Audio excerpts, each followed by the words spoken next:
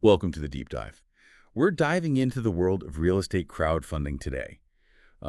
You're here because you're interested in understanding this whole world of investment and maybe even launching your own platform. Yeah. We've got a great article here from SBK. It's called How to Start a Real Estate Crowdfunding Business. Right.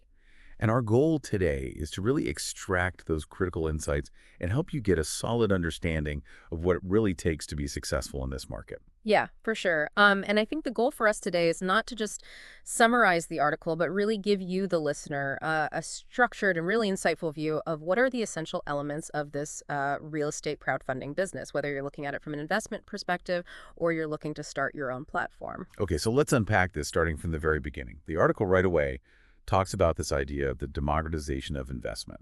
What does that really mean when we talk about real estate? Yeah. So traditionally, investing in real estate, particularly for large-scale projects, required significant capital. And this is where real estate crowdfunding comes into play. What it really does is it allows individuals to pool resources and invest in property markets which were previously inaccessible to them. So platforms essentially connect these investors with real estate projects, offering a streamlined way to participate in the market without the headaches of direct property management. Okay, so it's like fractional ownership, but sort of on steroids, right? Right. Instead of having to buy an entire building, you can buy pieces of many different projects. Exactly. The article breaks down the different types of crowdfunding that are relevant to real estate. Can you sort of walk us through the different models? Yeah, so the two primary models are equity crowdfunding and debt crowdfunding. With equity crowdfunding, investors essentially receive a stake in the property or the project itself so that the project is successful, share in the profits. And then you have debt crowdfunding, which is also known as peer-to-peer lending. In this model, investors basically lend money to real estate projects and then earn interest on that loan. Got it. So equity, you're really talking about ownership and the potential for bigger returns, obviously, with higher risks. Yeah. And then debt is more about sort of fixed income through interest. Right. Now, the article also mentions reward-based and donation-based crowdfunding. Yeah. But those don't really make sense in terms of investments in real estate, do they? No, those are geared more towards, I think, creative endeavors and charitable causes. But what the article does mention that's really interesting is blockchain-based crowdfunding, which often utilizes these ICOs and STOs, which are essentially methods of raising capital using these digital tokens that represent either an investment or a utility within the platform. So it's kind of more cutting edge. It's definitely something to keep an eye on. It introduces a layer of digital assets into this real estate funding landscape. Yeah. And we're seeing more and more of that these days, aren't we? Right. Okay, so really the core models for investment in real estate are still equity and debt, but blockchain definitely something to keep an eye on. For sure. The article then goes into the growth of this market. And some of the numbers are honestly kind of staggering. Yeah. Can you give us a sense of just how big this industry is becoming? Sure. I think what's really insightful about this projected growth is not just the numbers themselves, but it really speaks to this underlying shift in how people perceive real estate investment these days. So the global market size was valued at about $11.5 billion in 2022. And it's projected to reach a whopping $161.8 billion by 2030. That's a compound annual growth rate of almost 46%. So you can see we're moving away from the traditional model of owning real estate outright and into this fractional ownership driven by a generation that is very comfortable with online platforms and are really seeking alternative asset classes. And this shift presents immense opportunities, but also new challenges in terms of regulation and platform security. Yeah, 46% growth is pretty huge. Yeah. So what are some of the things that are driving this explosive expansion? Well, it's a combination of factors, right? I think the increased accessibility that we talked about is key because it opens up this investment to a broader audience. There's also this growing desire for diversification. People are looking beyond the traditional stocks and bonds. Right. And particularly, I think, in recent years, this search for returns in a low interest rate environment has really fueled interest in alternative investments like real estate crowdfunding. That makes sense. Okay, so all this activity in the space means that there must be some pretty significant players out there. Right. Who are some of the companies that somebody who's maybe looking to invest or thinking about starting a platform should be aware of? Yeah. So the competitive landscape includes established players like CrowdStreet, Fundrise, Realty Mogul. These platforms have built a significant user base and a track record. But, the market is still relatively young, and we're seeing new platforms emerging all the time, often focusing on specific niches or investment types. These platforms really differentiate themselves based on the offerings, their fee structures, the types of projects they feature, and the investor demographics they target. And what's interesting is that the article points out that Asia Pacific is actually the fastest growing region at the moment, while North America holds the largest market share. And if you're considering launching a platform, a SWOT analysis of your potential competitors is something that the article strongly recommends and I think makes a lot of sense. Really understanding the strengths, weaknesses, opportunities, and threats that your competitors possess is crucial for carving out your own space in this market. Right. It's not just about copying what's already out there. It's about finding a unique angle or serving an underserved market. Beyond the competition, what are some of the broader trends that you see shaping the future of real estate crowdfunding? I think we're seeing a growing focus on sustainability in real estate development, which is reflected in crowdfunding as well, with investors showing interest in projects that are environmentally conscious. The rise of blockchain technology is also significant as it offers potential improvements in terms of transaction security and transparency. And I think reflecting broader economic trends, there's this growing preference for passive income opportunities, particularly among millennials, who the article mentions represent a large segment of these investors. Even the COVID-19 pandemic seems to have accelerated this adoption of online investment platforms like these.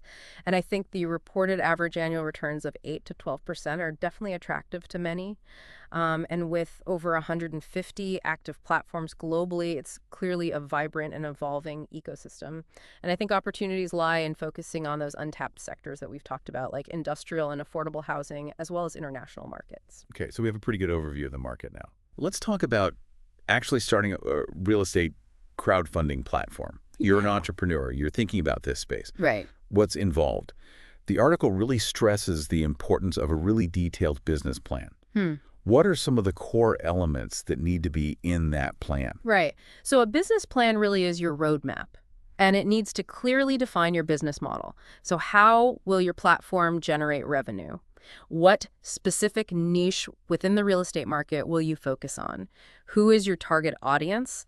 And I think importantly, you have to consider both sides of the platform, both investors and project creators. Right. What's your marketing strategy to reach these people?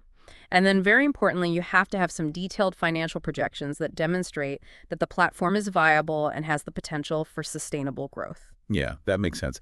It's really the foundation for any successful business venture. For sure. Now, one of the early and crucial decisions that you have to make is around the legal structure of the platform. Yes. And the article really recommends forming a limited liability company or an LLC. Why is that generally the preferred structure? Well, an LLC structure offers a number of key advantages. First and foremost, it provides limited liability protection. And so this means the personal assets of the platform's owners are generally shielded from business debts or lawsuits, which is, I think, a critical protection in a financial services business. Secondly, it offers flexibility in terms of taxation, often allowing for what's called pass-through taxation, which can be a bit simpler than corporate tax structures. The article also highlights that an LLC can lead to easier regulatory compliance compared to some other structures, and also it gives you more operational flexibility in terms of management. And it can enhance credibility both with investors and project developers. Yeah, I think that makes a lot of sense. It's really striking a balance between protecting yourself as the founder Right. and also having a structure that's credible and also offers flexibility. Exactly. So once you've decided on the LLC, what are the kind of key steps that are involved in actually registering the business? Yeah. So the article outlines a very clear process. First, you need to select a unique and legally available business name. So you want to make sure you're not infringing on any existing trademarks. Then you formally choose your business structure, which we've already discussed, likely an LLC. Next, you need to register your business with the relevant state authorities, typically by filing what are called articles of organization and paying the required fees. After registering with the state, you'll need to obtain an EIN from the IRS. And you'll also need to register for any applicable state taxes like sales tax or payroll tax if you have employees. And very importantly, you need to secure the necessary licenses and permits both at the local, state, and federal levels. This might include a general business license from your city or county, and very importantly, registration with the SEC at the federal level as you are dealing with investments which are considered securities. And then finally, you want to make sure that you meet any local compliance requirements such as, zoning regulations or operating permits. It sounds like a lot of paperwork and a lot of administration. It is. It really highlights the importance of really understanding the legal and regulatory landscape from day one. Yeah, for sure. The article then goes deeper into these aspects of legal compliance and registration. And I think this is really where the rubber meets the road, because obviously you want to make sure that you're operating above board and legally. What are some of those non-negotiables when it comes to compliance for a real estate crowdfunding platform in the U.S.? Right. So the article emphasizes a couple of really important areas. You'll need a general business operation license from your local city or county clerk. And then because you are dealing with investments, SEC registration is mandatory. And this involves registering through the SEC's EDGR system. And you'll likely register as either a funding portal or a broker-dealer, depending on the activities your platform will undertake. So what's the difference between those two? So a funding portal typically connects investors with issuers, but it doesn't offer investment advice or handle funds directly, whereas a broker-dealer has a broader set of capabilities but faces more stringent regulations. Oh. If you register as a broker-dealer with the SEC, you'll also likely need to become a member of FINAR, which is a self-regulatory organization that oversees these broker-dealers. So those are the federal requirements. What about at the state level? Right. So states also have their own securities laws, often referred to as blue sky laws. And you'll need to research and comply with those specific requirements of each state where you intend to operate or have investors. And this might involve registering your platform or qualifying for an exemption. The North American Securities Administrators Association, or NASA, is a good central resource, and they provide contact information for securities regulators in each state. And depending on your platform's role in transactions or providing investment advice, you might also need to get a real estate broker license in the states that you operate in. And then finally, compliance with anti-money laundering regulations is critical. And this involves registering with FinCEN and implementing these systems to monitor transactions and identify any kind of suspicious activity. Yeah. So it really sounds like you need a good lawyer. Absolutely. Now let's shift gears and talk about the technology that powers these platforms. What are some of the must-have features for building a platform that is both user-friendly and secure? Right. So I think, a well-designed and functional platform really is at the heart of your business. And the article highlights a number of essential features. Easy account creation and management are key, including things like editing profiles and tracking their investment history. For project creators, you need to have tools for submitting and managing those project listings. And then clear and real-time tracking of funding goals is essential for transparency. Secure payment processing that supports different currencies and payment methods is a must. You'll also need communication channels that allow interactions between those project creators and investors, such as messaging systems and comment sections. Robust search and filtering tools will help investors discover those projects that align with their interests. Social sharing integration can help amplify your reach. And depending on your crowdfunding model, you might need features for managing rewards or equity distribution.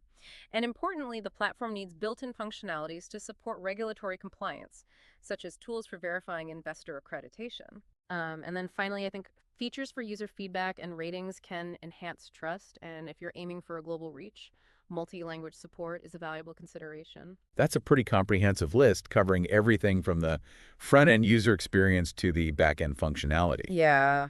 What about the stuff that happens behind the scenes? Right. What kind of back-end tools are needed to effectively manage this kind of platform? Right. So the article points out a couple of really key back-end tools. You need robust systems for managing both projects and users, keeping all that data organized. Performance dashboards are vital for tracking the progress of these campaigns and the overall health of the platform. Detailed payment logs are essential for managing your finances and reporting. And a centralized message board for communication between platform administrators and those project creators will streamline your support and campaign management. So it's not just about having a slick front-end website. That's There's right. a whole operational engine running in the background. Absolutely. The article also mentions the importance of integrating payment and marketing tools. Can you talk a bit more about why those integrations are so critical? Yeah, so I think seamless integration with various payment gateways is really crucial for offering that flexibility to your users and facilitating smooth transactions.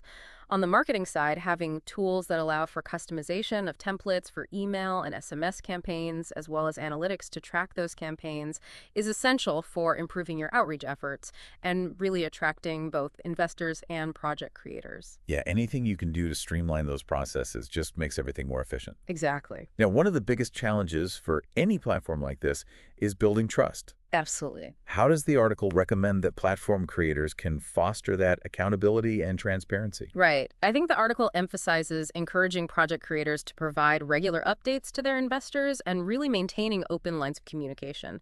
And you can facilitate that through communication tools on the platform and by setting clear expectations around the frequency and quality of those updates. And this transparency is really what builds that trust and helps to foster a positive community around the platform. Right. Trust is really the foundation of any financial transaction. For sure. Um, the article also mentions that a platform should have business model flexibility. Yeah. What does that look like in practice? So ideally, your platform should be designed to support a range of crowdfunding models. So equity, debt, and potentially even those donation or reward-based crowdfunding models that we talked about earlier. And this allows you to cater to a wider range of needs and attract a more diverse user base over time. Right. So you can expand the platform based on the needs of your users. Exactly. Okay, so you've built this legally compliant platform. You've got all the technology in place. The big question then becomes, where do you find the real estate projects to list and attract those investors? Yeah, so sourcing high-quality real estate projects really requires a strategic and multi-pronged approach. Networking is key. Building relationships with real estate developers, agents, brokers, investment firms is essential. Attending industry events and conferences can also be valuable. Exploring online marketplaces and property listings is important as well.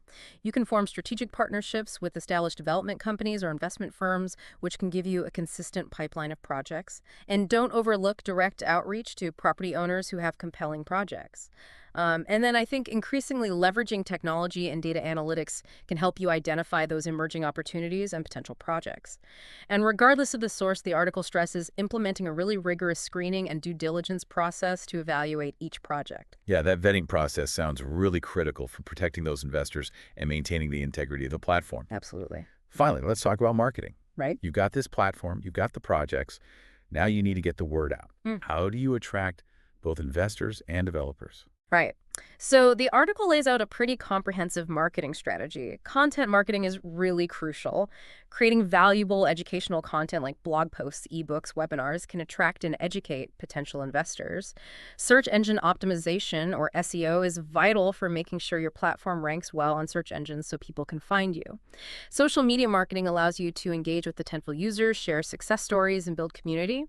Email marketing is effective for nurturing leads and keeping your audience informed. You might consider targeted advertising on platforms like Google and social media to reach specific demographics. And building those strategic partnerships and networking within the industry can significantly expand your reach and your credibility. And then finally, hosting investor events and webinars, both online and offline, can give you those opportunities to connect directly with potential investors. So it sounds like you need a full-blown marketing strategy to really be successful in this space. Yeah, for sure. The article ends with a very helpful FAQ section, Yeah. which kind of summarizes all those key aspects of real estate crowdfunding. Everything from the definition to the legal requirements in the U.S. to strategies for attracting investors. Yeah, and it really reinforces, I think, the key takeaways for anybody who's looking to enter this market. Yeah. So for you, the listener real estate crowdfunding is a really dynamic and rapidly growing market. And it offers these new ways to participate in property investment. If you're considering launching a platform, success really hinges on having a strong understanding of the market. You need to be really diligent about legal compliance, and you need to have a really robust and user-friendly technology platform. Yeah, and I think what's really interesting here is the potential for this model to democratize real estate investment and make it accessible to a wider range of individuals. Right. But you also need to be very mindful of those regulatory complexities Absolutely. and build a platform that's really based on trust and transparency. So with that, here's a final thought for you to consider. Given how much technology is changing finance, how might future technological advancements reshape real estate investment in the years to come? Things like maybe artificial intelligence, more sophisticated digital identity verification. What new models and opportunities are going to emerge that we haven't even thought about yet? I think this is something really interesting to think about as you explore this space where real estate and technology intersect. Thanks for joining us today for this deep dive.